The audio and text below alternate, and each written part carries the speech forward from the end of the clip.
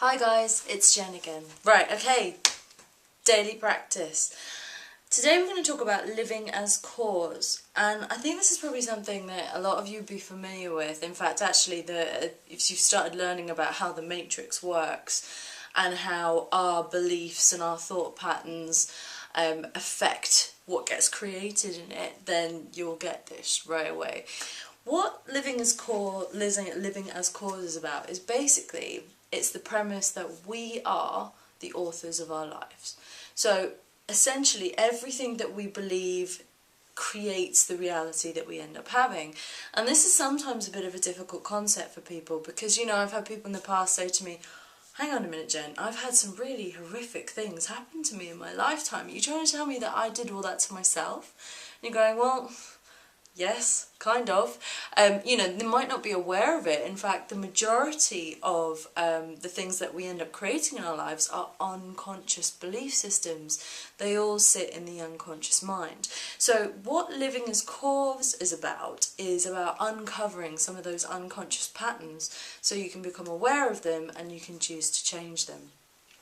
The quickest way of doing this is by taking a moment to look at the stories that you tell in your life.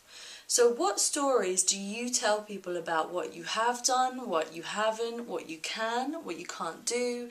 What are the narratives of your life? Take 5 minutes, that's your first point of call, and go, what life stories do I have? Okay? And I really want you to take some time to do that, because the more that you uncover them, the more that you will get an insight into actually what's creating your life. You know, do you tell them as if you are the conquering hero and you achieved this huge thing and now it's made you grow and develop as a person, you loved it? Or do you tell the other story, which is, well, that happened to me and I did my best to deal with it, but then that happened to me and, you know, life's just been quite hard. Dare I say it? The victim one. So you need to look at the stories that you tell. The second bit, which then goes after this, is within those stories, what roles do you play? So do you play the role of the hero or heroine? Do you play the role of the teacher, the guide, the student? Or do you play the role of the hapless victim to whom things happen and they can't do anything about it? Now, I'm being a bit controversial, but I will be honest and say I think we all play the role of the victim in one of our stories, if not more. So it's one to watch out for because it can sometimes be subtle. Once you've worked out which roles you play, what I then want you to do is go, what roles do I want to work with more? So your daily practice is actually, once you've done all of this groundwork, is actually to choose a role.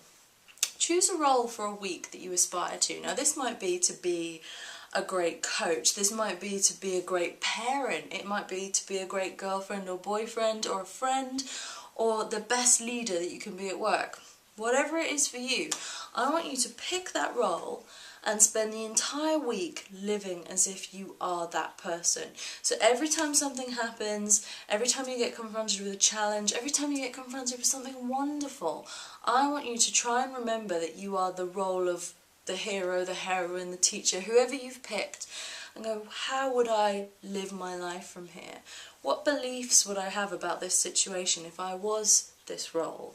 How would I react differently in this role to what I might do normally?